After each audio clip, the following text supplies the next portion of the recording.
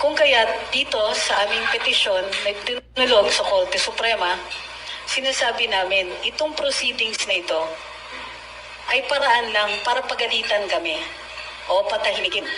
Nakita naman namin kung anong ginawa sa mga resource persons ng mga Quadcom, ng Quintcom. Nakikita natin na kahit labag sa sarili nilang rules na 10 days lang ang detention ng isang na cite for contempt, ay nagtatagal pa rin ang kanilang mga resource persons.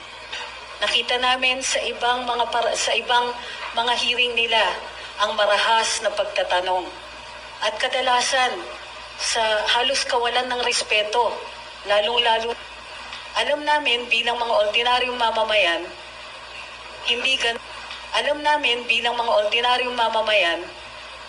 hindi ganon kabait.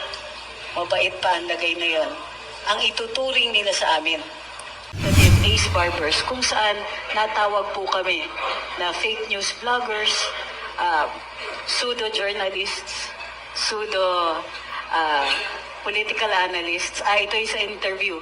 Sa iba naman ay tinatawag kaming narco-vloggers or pogo-vloggers at iba pa.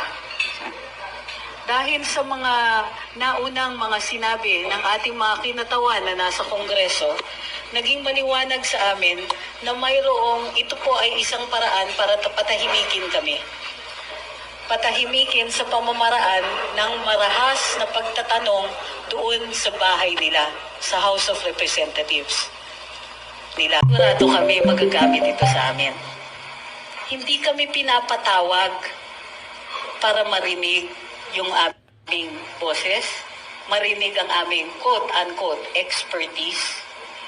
Pinatatawag kami maliwanag dahil gusto nila kaming pagalitan.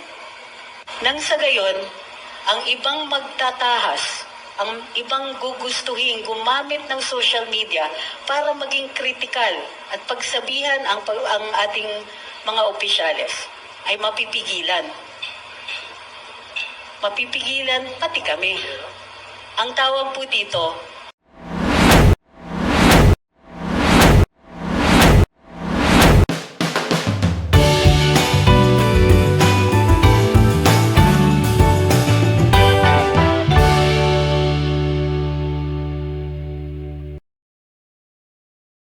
so magandang hapon sa inyong lahat. Ako po si Trixie Cruz Angeles. Isa po ako dun sa mga binigyan ng imbitasyon ng Kongreso, ng House of Representatives sa isang pagdinig di umano'y ukol sa fake news. Bago nito, mayroong mga privileged speech si Representative Ace Barbers kung saan natawag po kami na fake news vloggers, pseudo-journalists, political analysts. Ito ay sa interview. Sa iba naman ay tinatawag kaming narco-vloggers or pogo-vloggers at iba pa. Dahil sa mga naunang mga sinabi ng ating mga kinatawan na nasa Kongreso, naging maliwanag sa amin na mayroong ito po ay isang paraan para patahimikin kami. Patahimikin sa pamamaraan ng marahas na pagtatanong doon sa bahay nila, sa House of Representatives. Kung kaya't naisipan namin na panindigan ang aming karapatan magsalita at paparusahan o papagalitan sa mga sinasabi namin ano pa ang saysay ng kalayaan magsalita at magpahayag. Pinaninindigan namin to dahil ito ay garantisado ng ating saligang batas. Kung kaya't nigan namin to dahil ito ay garantisado ng ating saligang batas. Kung kaya't dito sa aming petisyon na tinulog sa Korte Suprema, sinasabi namin itong proceedings na ito ay paraan lang para pagalitan kami o patahimikin. Nakita naman namin kung anong ginawa sa mga resource persons ng mga Quadcom, ng Quintcom. Nakikita natin na kahit labag sa sarili nilang rules na 10 days lang ang detention ng isang na cite for contempt, ay nagtatagal pa rin ang kanilang mga resource persons. Nakita namin sa ibang mga hearing nila ang marahas na pagtatanong at kadalasan sa halos kawalan ng respeto, lalong-lalo. Alam namin bilang mga ordinaryong mamamayan, alam namin bilang mga ordinaryong mamamayan, hindi ganon kabait, mabait pa ang lagay na yon, ang ituturing nila sa amin. Aware din po kami na masakit ang kritisismo, ang pagsasalita at pagpapahayag namin. Ngunit alam namin na ito ay karapatan. Ang kalayaan magsalita at magpahayag, ang isang purpose nito is precisely that, para ma-check ang pagmamalabis ng ating mga opisyalis. Para ma-check ang pagmamalabis ng ating gobyerno. Sa araw na ito, alam namin, tuloy-tuloy ang pagdidinig doon. Isang ehemplo lang po yun na aming pinupuntirya. Korupsyon, pagmamalabis, pagwawalang pagsisay sa ating mga karapatan, o pagpapastos, paglalapastangan sa aming mga karapatan, tayong lahat. Marahil kinatatakutan nila ay yung tilamesa. Hindi po namin kasalanan yun. Kadalasan nagkukomento lang kami at nagpapahayag ng aming saloobin. Madalas yung saloobin na yun ay galit. Galit sa mga pangyayari sa mga panahon ngayon.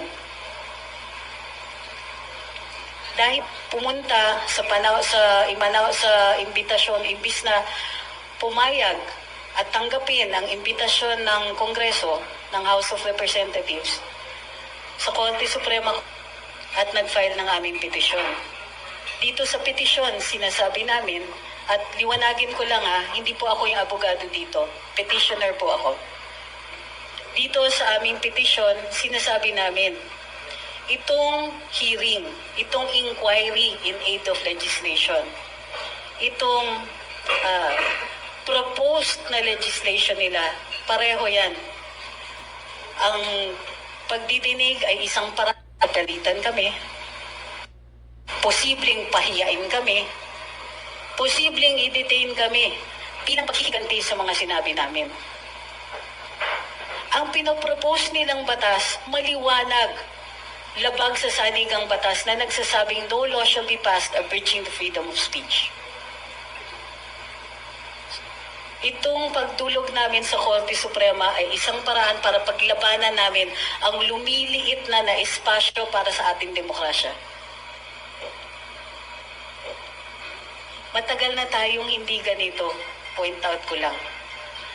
For a while, ini-enjoy talaga natin ang malawak na pagkakataon na binibigay ng social media sa mga katulad natin, ordinaryong mamamayan, na nakahanap ng boses, na bigyan ng pagkakataon na mapahayag ang saloobin.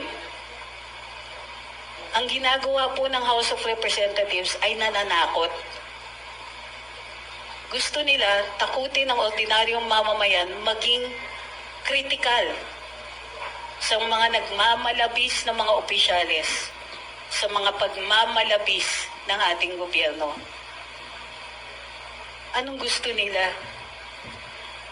Baliwalain namin yung nakikita naming karahasan, yung greed na nakikita natin doon sa national budget. Ito na nga lang ang kaisa-isang sandata ng ordinaryong mamamayan, gusto paliitin, baliwalain. Nakikita namin dito may imbalance. Ang mga kongresista natin, may power of the purse. Parati nilang pinapaalala yun. Sila ay mga opisyales. Ang sweldo, ang travel, ang bayad sa kanilang mga opisina galing sa buwis nating mamamayan. Mayroon silang power to cite in contempt. Mayroon silang parliamentary immunity sa ilalim ng speech and debate clause. Itong parliamentary immunity na ito, gamit na gamit. Lalong-lalo na kapag ordinaryong mamamay, nakita namin ito sa ibang mga hearing. sigurado kami magagamit ito sa amin. Hindi kami pinapatawag para marinig yung aming boses, marinig ang aming quote-unquote expertise. Pinatatawag kami maliwanag dahil gusto nila kaming pagalitan. Nang sa gayon, ang ibang magtatahas, ang ibang gugustuhin gumamit ng social media para maging kritikal at pagsabihan ang ating mga opisyales ay mapipigilan. Mapipigilan pati kami.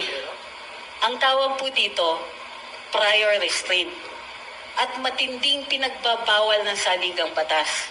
Certiorari. Ibig sabihin, itong desisyon, ang pag-propose ng legislation na ito, ang desisyon na magganitong hearing ay ginawa with grave abuse of discretion.